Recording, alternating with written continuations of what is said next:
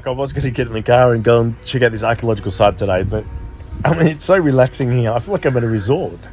Look at that.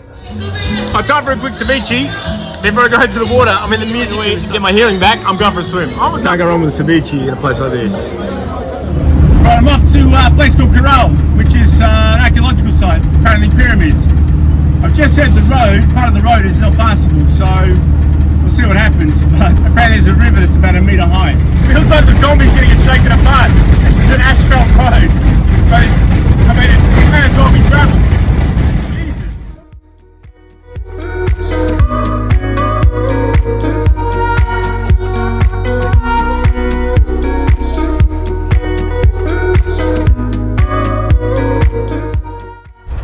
This is a major archaeological site, and I'd be lying if I said I'm surprised how fucking full on this road is. Holy shit. Oh.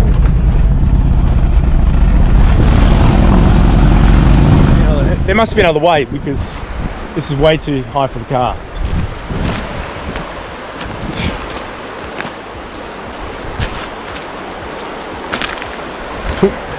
I think the Kombi gets swept away.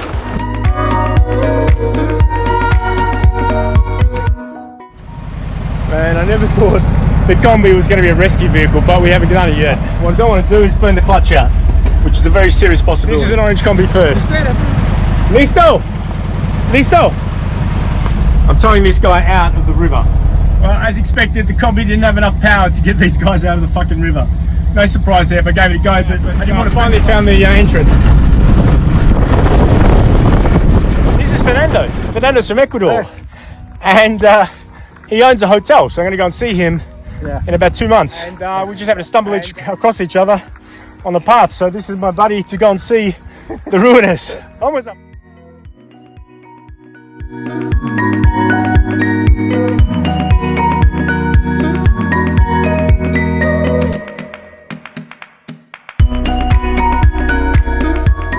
So the guy was saying that there's probably about 8,000 to 12,000 people living here, and it's about 5,000 years old. So this is the oldest civilization apparently in South America, and it's only discovered 30 years ago when someone flew over it, which is even crazier. But it's quite impressive. None of it's been rebuilt, so it's completely original. Yeah, it's pretty big.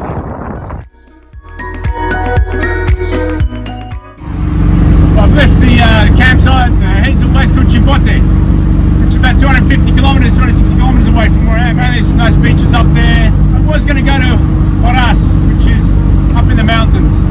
It's about 3,500, 4,000 metres. I mean, I don't really feel like facing it with the car, and also, you know, it takes me at least 7 days to get acclimatised. You know, 4,000 metres I'm basically at sea level. So, you know, I've seen a lot of beautiful places and I can't be fucked. There's a lot of surfing up here, so try my hand at surfing, see where we go. Almost up. Woo! These coloured dunes are amazing, but there's just plastic everywhere.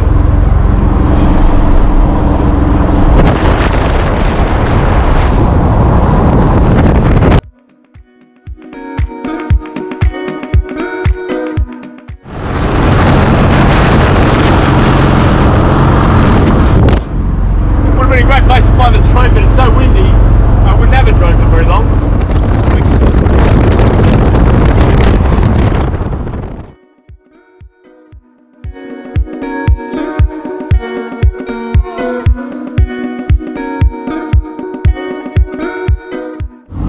The scenery out here is spectacular. It's a really good time to be driving because it's actually quite cool today. So it's just endless, and the sea is just over there, but it's so incredible. There's so many different colours, I've never seen anything like it. The landscape's all of a sudden just changed, now it's sandstorms. It's a spectacular drive, this one, along the coast on the Panamerican. I'm quite blown away. The road in Peru is in a great condition.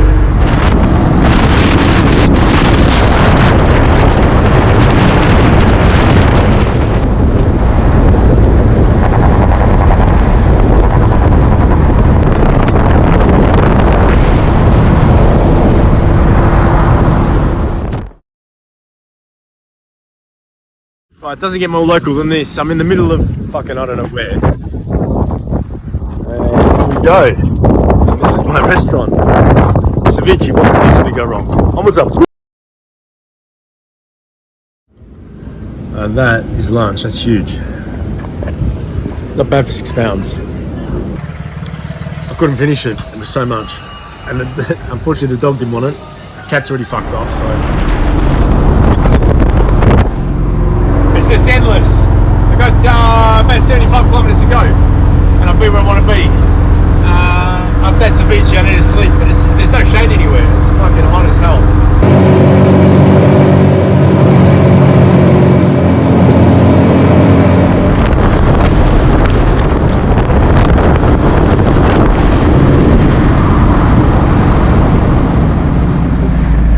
I don't even know if the driver knows these guys at the back of the truck. Okay, this is Chimbote. I'm trying to work out where the water is. I mean, I'm not far from the water. I'm not too sure what to expect of this village, but fuck it. It's part of Peru, I don't know.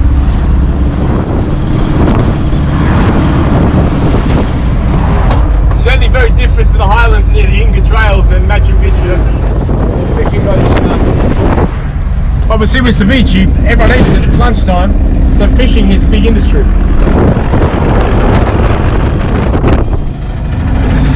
This is not quite the venue I thought it was going to be, but I can't see any beaches. I mean, it's all pretty industrial, so.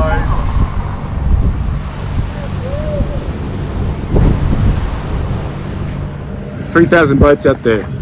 I just met a fisherman, Christian, ironically.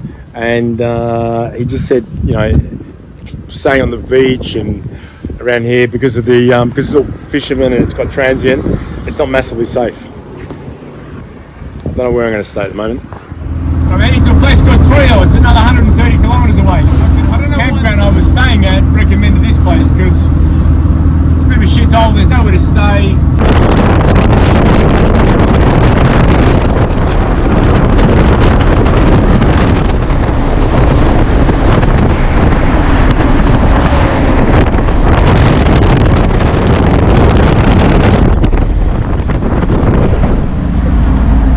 Funny thing is, no matter how small a place is, there's always bad traffic. So Peruvians, when you got a cross section, they always go over it. They never stop to let other people go through. So, you know, it's complete fucking pandemonium at all the intersections or anything. Whilst there's sort of nothing to see in some of these towns, I enjoy going through them because I get to see all of Peru. And I guess most tourist travelers, whatever, they only go to the spots that are in guidebooks, or, you know, they sort of sometimes miss, for lack of a better word, the normal Peru, the Peru that tourists don't see. Which gives you a better snapshot of the whole place. And I thought when I first went to Peru 11 years ago, you know, I was up in Machu Picchu and you know, Cusco and doing all that sort of Inca stuff. And there's a side of Peru that, you know, I never really thought about, but I'm really glad I've seen. The funny thing over here is that Peruanos, they love the horn. Half the time, I don't even know why they beep it. They just beep it because it's there. I think in this country, you're better off having a horn and 3 wheels on your car than having 4 wheels on your car and no horn, because without a horn, it's almost like the car's not roadworthy. And the taxi drivers, even though it says taxi on the roof, they beep it all the time to let everyone know they're a taxi. It fucking drives me berserk.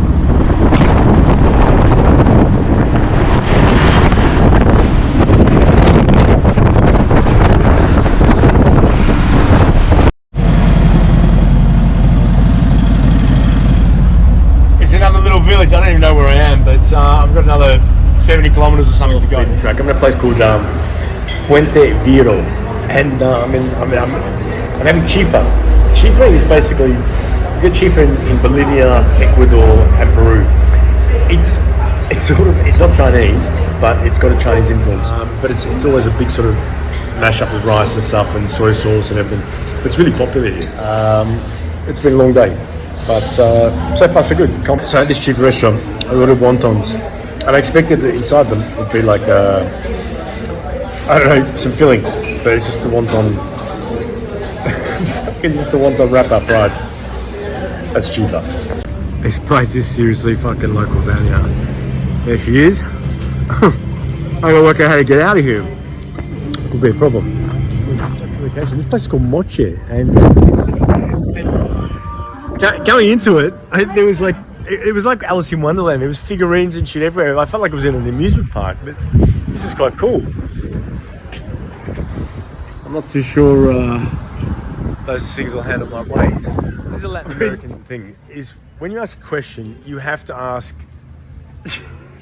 I just said to the guy, "Where's the cajero? Where's the cash machine?" He's like, "It's over there." But what he didn't tell me after I got out of the car and walked up here was it's closed. I mean, you really need to sort of ask the whole question, where is the cajero and is it open? And he says it's over there, but it's closed. But he, of course, he left out that most vital detail. It's actually a really cute little pueblo, this one. Moche. This is Diego, right? And Diego runs the car park that I'm parked in. There's the Kombi. Now, I'm not supposed to be staying here, but Diego's going to do me a deal and look after me. Oh, that's really handy. The freaking guy banged on the window. I mean, the only thing that seems to run on time is when you park in a fucking parking thing and the guy wakes you up. I mean, he didn't want to do it. You know, the boss didn't even know I stayed. But I'm so tired. And literally at 7 o'clock, he woke. He's like, I've got to go. You want to buy more time? I'm like, I was thinking, where the fuck am I? I'm like, oh shit, I'm at a parking station. Like, I paid for overnight parking. I feel like I'm in a diner in Australia in the 1970s. Fucking corners of toast, shit coffee. What did you have? I mean, it was such a hardcore wake up this morning. I was so confused. Fucking look at the guy, I'm like, who the fuck are you? I'm like, more time? What? I didn't realise I was parked in a parking bay in like a parking station or something. Last time I got asked if I want to buy more time, like, well, I can tell you right now, it wasn't in a parking bay. I was up.